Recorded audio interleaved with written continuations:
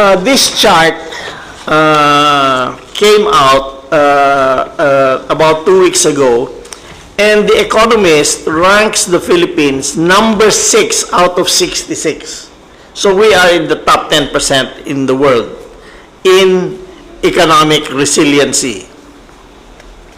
So we are also the best in Southeast Asia in terms of financial strength. The assessment shows that the country continues to enjoy the confidence of the international community, which go a long way in boosting our recovery efforts. The President's conservative economic policies and pursuit of economic reform, such as tax reform, have kept the country's financial position strong because we have strengthened our revenue flows from trade. Followed by the sin tax adjustments, we have been able to slowly bring down our debt to 39.6% of GDP. This used to be 70%, so we are less than 40% already. This approach of saving for rainy day has given us ample fiscal space to borrow money for programs to defeat the COVID-19 and revive the economy. We achieved the credit rating of BBB+, the highest in our country's history, which signals that the world thinks that we are a very worthy borrower. The credibility allows us to borrow more cheaply and from a broader range of sources.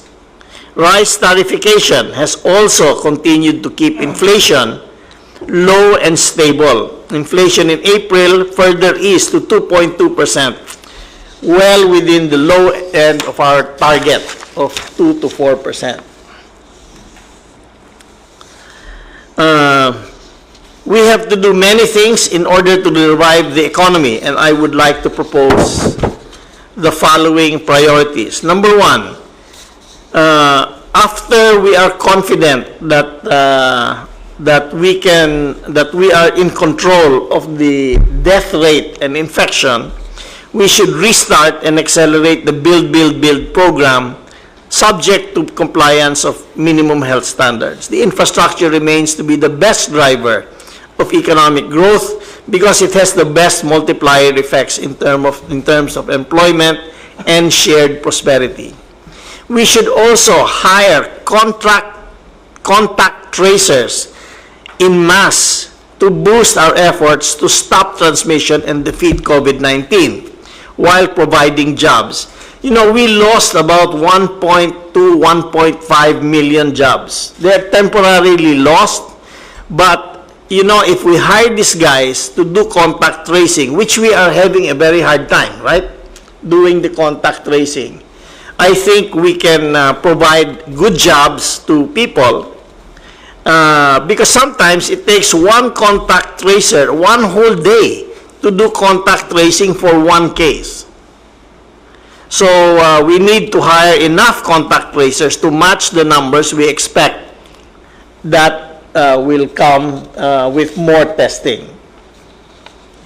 To attract investors who want to relocate from other countries and in search of resilient, high-growth potential economies like the Philippines, this will involve the urgent passage of CITIRA or Package 2 of the Comprehensive Tax Reform Program, which we now propose to include flexible tax and non-tax incentives so we can target specific companies that we want to invest here. The bill has been with the Senate for a few months. We would like to ask for your support so that Congress can pass this before June 3. Number 4, we have to stimulate the consumer demand. We must promote manufacturing of products that have strong and inelastic demand, such as those as food production. Inelastic demand means that you will buy it regardless of what your income is or what the price of the good is. And that is food, number 1. You have to eat food. So we must push food production and food logistics. We must be able to get the food here cheap. We must be able to store the food so that the fresh food, so it will last. We would also like to support the whole value chain for the food products, including food markets for efficient distribution, similar to fruit and vegetable markets established many years ago in Japan.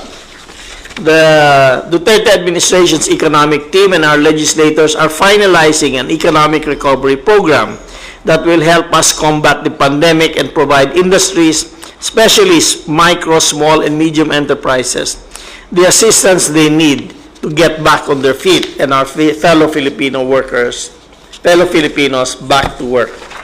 So, Mr. President, our real problem is that the people are not buying things. So we must, because their incomes have gone down, so we must provide them the means of buying things. Because if they don't buy things, it's useless to help the companies. So we have to stimulate demand, and that's to build, and push food production. Thank you, Sunny. Now, I'd like to hear from the DOH. You have something to say here? Sir? Yes, sir, but I understand that the presentation of Secretary Galvez, the chief implementer, on the proposed general concept on for ECQ transition, and then my presentation comes next. General Galvez then. Sir, Mr. President, allow me to present our proposed general concept for the enhanced community quarantine transition. Next slide, please. The purpose of this presentation is to seek approval on the general operational concept for ECQ transition. In the absence of a vaccine, all what we can do is prevent and contain it and mitigate its impact. The government, however, cannot endure the ECQ for extended period of time as its resources are very limited. Hence, it has to balance between health and economy. As a backgrounder, some precautionary measures have been given by the World Health Organization with the recommendation on easing of quarantine restriction. According to WHO, any plans to ease quarantine restriction should be carried out gradually and in a paced manner, parang yung Mr. President na hinay-hinay lang po, to prevent resurgence of infection, and that a strong and resilient health system should be in place, like testing and tracing. Otherwise, this will likely prelude to resurgence of the disease. Also considered in the proposal is the World Health Organization interim protocol on rapid operations to contain the initial emergence of pandemic influenza, specifically the zoning concept that can be effectively applied at the LGU barangay level. As shown also is our updated National Action Plan operational framework to prevent and contain the COVID-19 virus. Our plan is COVID carrier-centric, meaning to contain the virus, we have to focus our intervention on the carriers. Our revised operational framework added the prevention prior to the detection phase and the adoption of the end-to-end T3 management system for COVID-19 carriers, which mean test, trace, and treat. With the prevailing situation, the following were the key consideration. Next slide, please. In coming up with the general operational concept for ECQ transition. Number one, how the concept can work within the bounds of the current IITF guidelines. Number two, how can we implement the DOH strategy that is national government enabled, local government led, and people-centered COVID-19 response.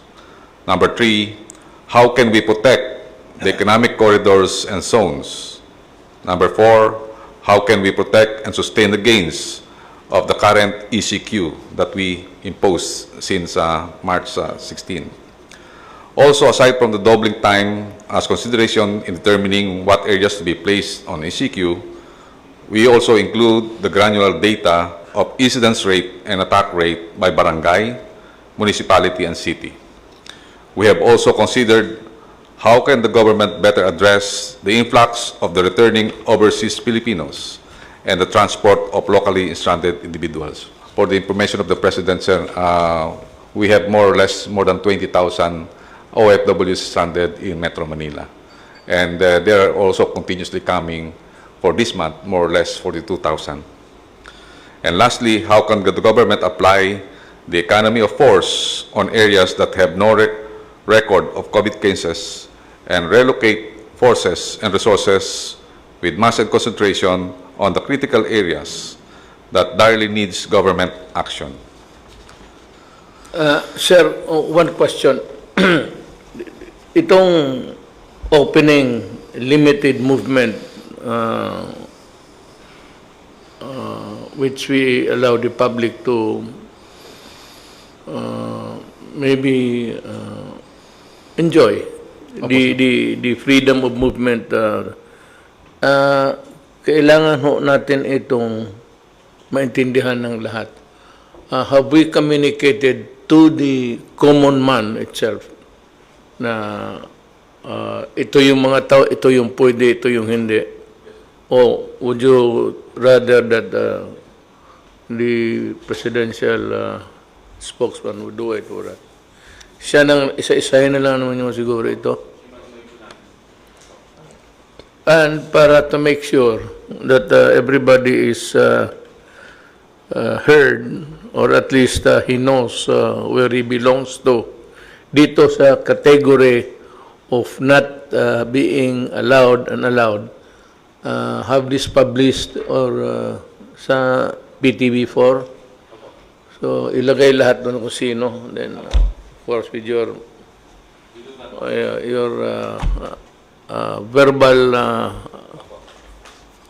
narration, okay na. Sir, Mr. President, kompleto po ang DOH ng lahat po ng communications materials, lahat po ng mga advisories, and the chairman of the National Task Force Task Group on Strategic Communications is none other than your spokesperson, si Secretary Harry Roque. So, we will make sure that all of these materials are submitted to him for cascading to the general public. Yes, Mr. it's very important that the common tao demand himself, who is concerned with about his livelihood, must understand that he is at present not allowed. At yung iba allowed. So it must appear to him very clear that ito sila. He belongs to this category and why he is allowed to work. At ito namang mga why they cannot be allowed to mix again with the outside world. Mga kababayan, magandang gabi sa inyo lahat. Napag-usapan ho dito lahat kung ano ang gawin. Now, these things are not really very clear to you because it was brought up in a matter of discussion. Out of a discussion, things were decided. So, although nakasulat na, it was put on the table to be decided upon. But most of the recommendations by the top guns of itong inatasan natin, General Galvez, General Anyo, si DOH, si Defense Secretary Lorenzana, Sani, at makita naman ninyo, kung makinig kayong mabuti, dahan-dahan, then you'd understand. But anyway, yung hindi ninyo naintindihan, yung mga taong pwedeng lumabas at pwedeng hindi lumabas, hanggang dyan lang muna kayo, were enumerated in our papers which we cannot distribute to all of you, so that it behooves upon the Secretary of Justice, Secretary of the spokesman, Secretary Roque, to make it clear for you. Ang blackboard niya is PTB4. He will be using that government facility to convey the message of what has been decided tonight. Now, I hope that you are all safe at wala namang pinsala sa buhay ninyo. I pray and I greet all the mothers belatedly, though Happy Mother's Day. At yung mga nanay na nawalaan ng mga anak fighting COVID, doing the highest, the noble endeavor that one can do in this world is to serve your fellow men. You have our kind thoughts and prayers. At saka masabi ko sa inyo na you know, you live and die in this world, that's for sure. But to have been given the chance to serve your fellow men before going to the universal sky is something which you should be proud of. Lahat naman namamatay. Pero kung ginawa nila, it's something, yun ang bao nila sa kanilang universal identity, that they did something for their fellow men. Anyway, also I remember my mother, Soledad. She was a very good mother to me. Look what happened. Naging presidente tuloy ako. Nawala yung disiplina niya sa akin. My God, kung paluhurin ako noon sa altar.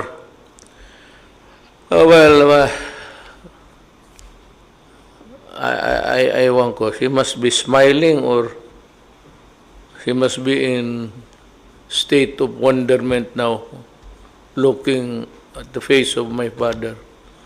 Anong nagawa natin sa anak natin, itong gagong itong Rodrigo? Bakit? Well, anyway, God has maybe chosen me to work for the national government to help my fellow men. And that is why we are here. Ito lahat amin, trabaho ito para sa kapwa-tao namin. I assure you, there is no corruption allowed.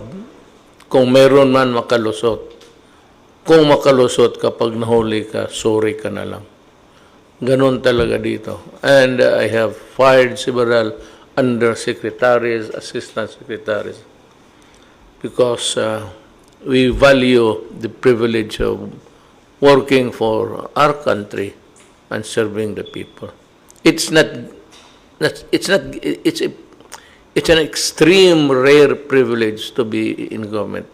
Not all are given the chance to be here deciding what is good for your neighbor. Yung lockdown, they will explain that to you thoroughly by Secretary Roque. At mayroon tayong mga tawag niyang new normal. Ganito for those who would be allowed to go out and work, and for those na hindi pa talaga pwede, remember na itong the easing up of the restrictions, hindi yan sabihin na wala na ang COVID. Just because we allowed certain people, dahan-dahan lang sa para walang hindi tayo madapa, dahan-dahan lang. Because we cannot afford a second or third wave na mangyari. Ito yung mabagong mahawa na naman at rarami na naman dahil nga sa mayroon tayong rules na hindi sinunod. So, kindly, one is that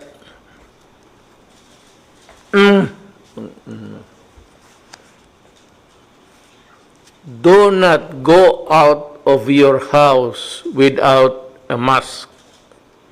That is a must. Must comply.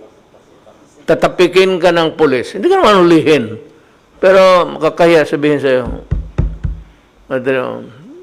tumabi ka muna. Wala kang mask. Where's your mask? Kung wala kang mask, you in danger na ipapasubo mo yung kaharap mo. Hindi ikaw. Kung gusto mo mamatay, okay lang. Pero yung kaharap mo, hindi pa niya panahon.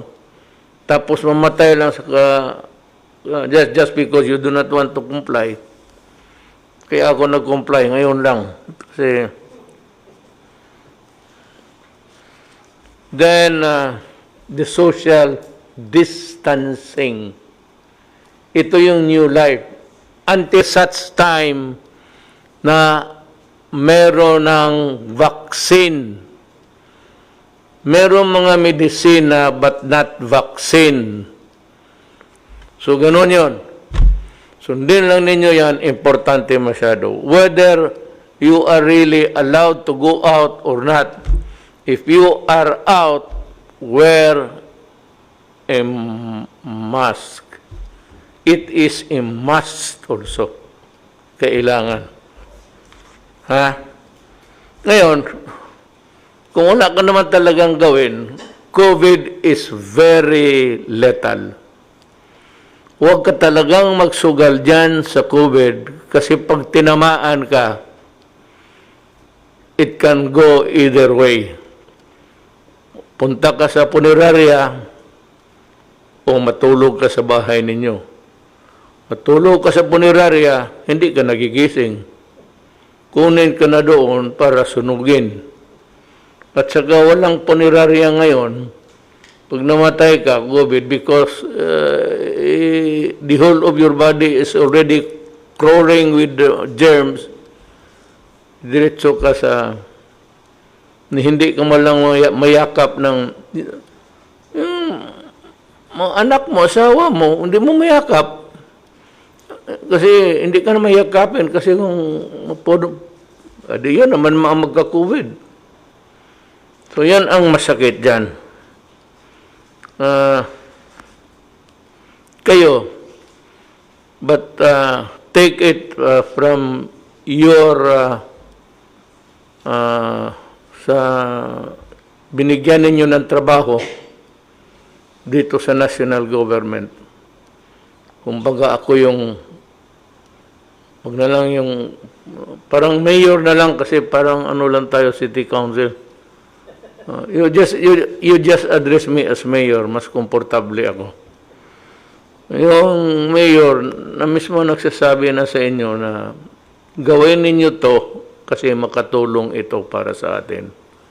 Huwag mong gawin yan kasi haharutin mo ang mga kapwa mo tao na hindi pa nila panahon. May mga lugar na will remain sa lockdown, may contagion, maraming rate of infection, may magpasok ng gano'n tapos tignan nila ng mga doktor, mga health authority, tignan nila ang rate of hawa. Gaano kabilis ang hawa? Yan. Pag malaki yan, sarado yan. At gagamutin kayo or you go to the hospital. Bantayan ninyo kasi yung hospital, kasi yung kama na dadalhin ninyo, 5 na ang patay doon. Ikaw yung pang-anim kung hindi ka talaga magsunod ng batas. Ay, totoo lang. The injunctions given by government, yung anong masalita na wag, ito gawin mo, ito wag mong gawin. It is intended for your protection. But if you get COVID, dalhin ka sa ospital. Yung hospital, yung kama ibigay sa iyo, kalilinis lang kasi 1 hour before may namatay doon. Ikaw na naman ang papalit. So, pang-anim ka. Ay, kung gusto mo yan, ganun. Hindi ko kayo tinatakot. Yung sabihin, yan ang mangyari sa inyo pag hindi kayo sumunod. Mga precautionary measures. Yan. Simple mo lang ang hinihingi ng gobyerno. Kung wala ka mang negosyo, lalo na yung mga anak ninyo, walang klase, Wala, hindi pa ako nagka-announce ng ano. I do not believe in that sa June. We have to decide by yung task force. It cannot be. Wala pang klase. Kayong mga estudyante, makinig kayo. Kung sabihin ko sa inyo na hanggang Disyembre walang klase, anong gawin ninyo ngayon? Sige, talon, pati palakpak. Hanggang Disyembre, walang klase. Ay po, tatapos sabihin naman ng mga tao, gago itong Duterte na ito, hindi niya kaya yung COVID. Umalis ka na dyan. Again, Secretary Doki will also go on air together with Secretary Roque. Doki Roque. Yeah, baka magkamali ka. Doki is the Roque is the okay, pero okay.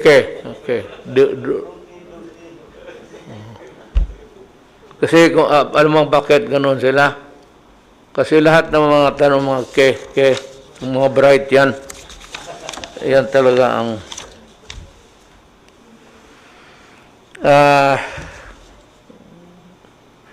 yung mga sa sunod na I had a nightmare, not only an experience in the distribution of the SAP. Sabi ko na nga noon, nakinig naman kayo sa akin, takot ako na baka makurakot ito. Takot ako na makatingan ito. Kasi ayoko na naman basta ganon. Sabi ko, baka. Nangyari nga. Kita mo? Di ba sinabi ko sa inyo? Ngayon, para talaga walang, I will ask General Bautista to use solely ang kanilang full charge sa DSWD. Alam ko walang tao. Ang order ko sa kanya, kanina nung nag-meeting kami, na he will request na kapwa niya sundalo noon, retired na. That's why he's with the cabinet. Na magpatulong siya sa armed forces pag-distribute ng pera. I have nothing against male sa mga lalaki.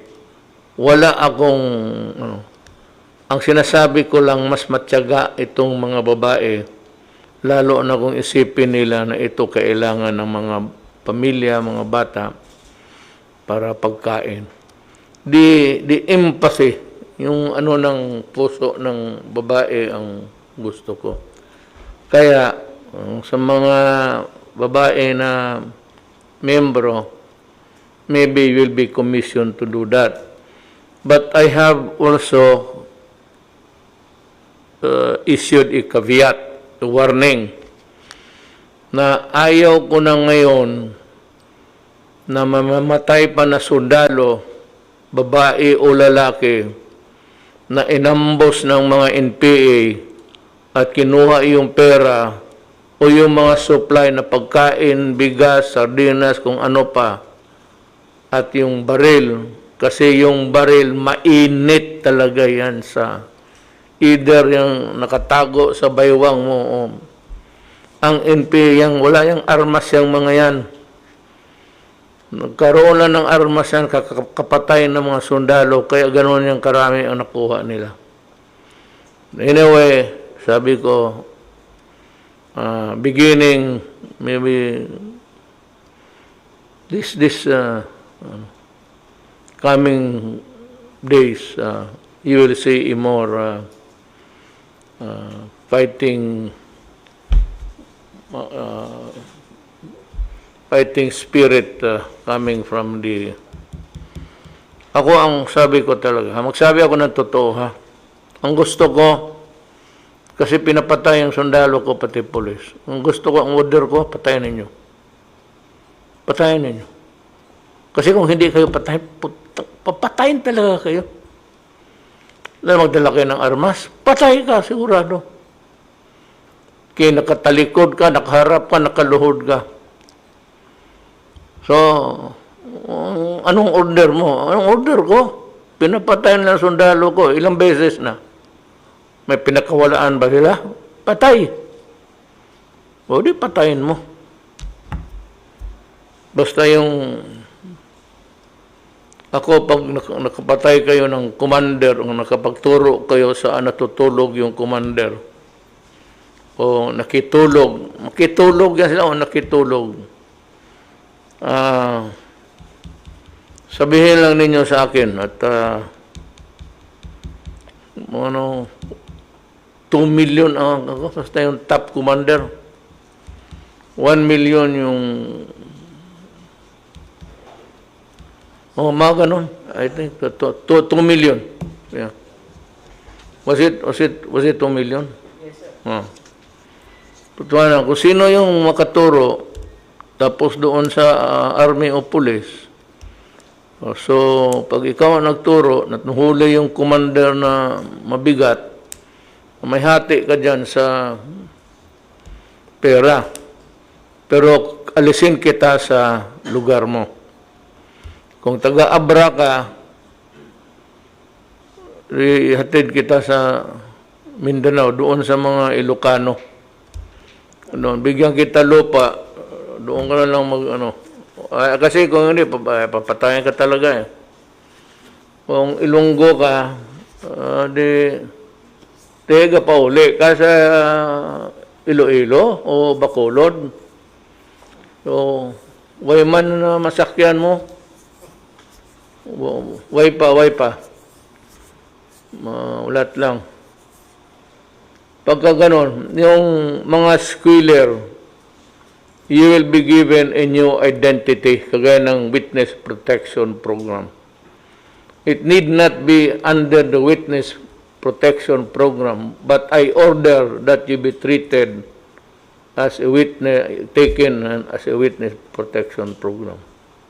Sali kayo, may bagong identity ka. Yun, at may kung sabihin mo doon sa mga pulis pati, o kasali man ako dito, sabi ni Mayor, ang akin dyan is 500, baong ko daw kasi i-relocate ko yung pamilya ko. I will give you lunch. Marami pang, itong mga putris na NPA na ito. Marami pang lupa. Hindi tayo magpatayan ng land reform. Sige ako land reform, bigayan ako ng lupa. Maraming lupa pa, hindi na kailangan pa magpatayan dyan sa land reform na yan. O basta matinong usapan. Sekreto lang si kanino mo ipasa. Sa governor o sa mayor, pero wag mo sabihin. Sa military mo lang sabihin, kay baka yung gobernador na yan, NPA rin. Yan ang mahirap.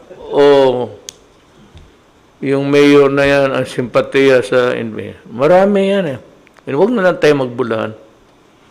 The reason why they thrive until now is because there are some local officials that are actively supporting the Communist Party of the Philippines. Yan ang totoo niyan. Sabihin mo lang na pag nalaman ko, di mga DILJ yan, director, DILJ yan, so kay General Anyo, o sa DSWD, kay General Bautista, o kay Secretary Roque, baski sino basta sa kabinet, o sino taga-gobyerno, sabihin mo lang. Kung malaki mo, sabihin mo, malaki ito, sir. O di, dalhin nyo sa akin. Kay Bong. Ito magprangka ako ha, nung mayor ako. Kasi alam ito ng mga sundalo. Kaya yung mga sundalo noon nagdududa sa akin. nung mayor ako. Ano ba ang laro ni Duterte? Kasi minsan may mga nahuli na taga COMID, Mindanao Commission. Yun ang number one parang pinaka-head doon sa nagdadala ng gira doon. Nahuli yung isang matanda na pero old-timer. Sabi nila, Mayor, kung maaari lang. Ako, may trabaho ko, pag may nahuli sundalo, kinukuha ko rin sa bukid. Pupunta lang ako sa bukid. General Anyo, hindi kami kilala yan. Si Delphin, noon. Pupunta lang ako po, nagkikipag-usap ako ng NPA. So, yung lahat na sundalo na bihag o mga government officials, ako ang kumukuha. Tapos balance ko kung ano ang importansya nito, sabi ng matanda na.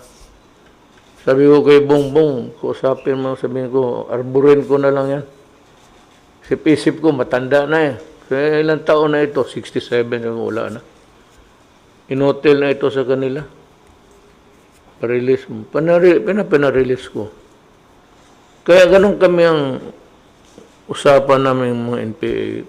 Noon, kasi mayor lang ako. Pero ngayon na ako na yung kapatas, mahirap yan. Hindi na maganda tingnan.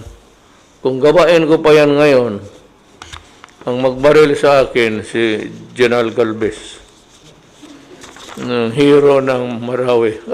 Alam ko man. Kaya tama-tama.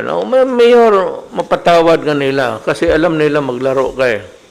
Una-una, buto yan eh. Kaya ako tinatanong ang mga kaibigan ko militar eh. Buto yan, sabi ko. Walang pakialam dyan sa hero. Ngayon, na ako, naging kapatas na ako ng ating mahirap na yan. Kaya ako medyo galit na talaga kasi pumunta na ako. Tapos so yan ang mayroon pa ka pero not for may magandang mga kwento ako sa buhay pero hindi ko pwedeng sabihan sa inyo. Maya na pag-retire ako. Pero noon malapit na talaga ako patayan ng military. Akala nila yung magsabi na nagbigay daw ako ng armas. Hindi talaga ako wala. Pero kay Bongbong, medisina, pagkain. Alam mo, may isang sikreto pa dito, sabihin ko sa inyo. Ito ginawa ko talaga. Yung si Parago, yung hero doon sa Mindanao, talagang nung namatayo, nagbabaan 50,000 sa bukid, nakilibing. Ako, namatay sa enkwentro sa NPA. Sabi ng NPA, Mayor, si Parago namatay, saan namin dalhin? Buang punerarya. Tapos sabi niya, sino ang magbayad? Sino bang magbayad? Sabi niya, wala mang iba, Mayor, ikaw man. So, ako ang nagbayad. Sino ba? Ikaw ba yun, sir? Yes, sir. Pumunta tayo. Sabi ko, pakita natin sa NPA. Ikaw yun, no? Yes, sir. Commander ka ba? Division commander ka? Division commander po. Sabi ko, pakita natin sa mga tao. Si Parago ang number 1. Pinaka-top sa buong Mindanao. Namatay. Pakita tayo na gusto talaga natin, ang gusto ko talaga ipakita na gusto ko makipag-ariglo. Dala-dala ko yung sino?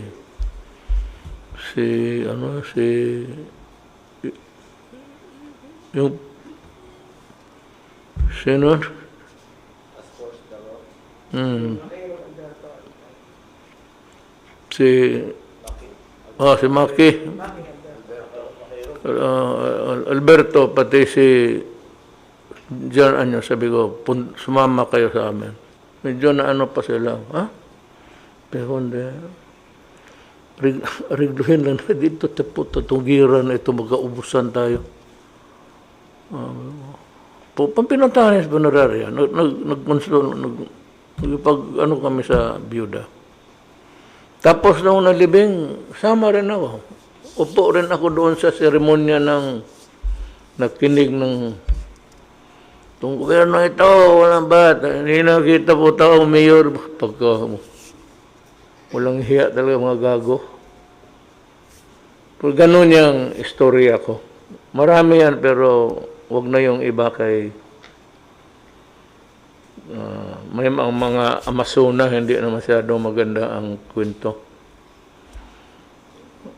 Pero mga well, I respect their decision in life to die for their principle. Inyo yan. Kami dito, also, like you, we are at disposal of our destiny. Handa rin kami mamatay para sa bayan. Yan lang. Kayo, hindi man kayo kailangan mamatay. Sundin mo lang ang patakaran ng gobyerno at mabuhay kayo. Sabi ko nga, kung ayaw ninyong maniwala, ang inayang kama dyan sa ospital, nahigaan mo, 10 na ang COVID victims dyan na namatay. Pag namatay ka pa, punta ka ng punerarya, wala pang bakante na kwarto sa funeral parlor kasi maraming patay sa COVID. Yan ang tandaan ninyo. Maraming salamat po. Nagpapasalamat po ang ating Presidente at ang buong sambayan ng Pilipino sa mga sumusunod dahil sa kanilang mga tulong sa ating bayan sa panahon ng COVID-19. Ang gobyerno po ng Australia, ang gobyerno ng France, ang gobyerno ng Japan, ang gobyerno ng United Arab Emirates, ang European Union, ang UN Humanitarian Country Team, ang UNICEF Philippines, ang UN Human Settlements Program, Manila Economic and Cultural Office, Philippine National Red Cross, Philippine Stock Exchange, Philippine Airlines, Cebu Pacific, AirAsia, Manila Water, Permanent Mission of the People's Republic of China to ASEAN, 911 SNRT, Guangxi Zhuang Autonomous Region, Shanghai Municipal Government, Haikou Municipal Government, Guangzhou Municipal People's Government, Jiangsu Wangpo Renewable Resources Corporation, 51 Talk, TikTok Limited, Liwayway China Company Limited, Philcham Shanghai, PGI Biotechnology Company Limited, Yunzan Industrial Company Limited, IMEX Pan-Pacific Group, Filipino Community in Vietnam, Libyan Iron and Steel Company, Himlayang Filipino, Trip.com Group, Diageo Philippines, Cebuana Lulier Foundation Inc., Sandoz Philippines Novartis, Baxter Healthcare, Fujian Chinese Association, Chinese Communications Construction Company, the Philippine Military Academy Alumni Association Inc., government officials, PNP and AFP members who donated their salaries, and other private donors. Maraming salamat po sa ngalan ni Presidente Rodrigo Roa Duterte at ang buong sambayan ng Pilipino.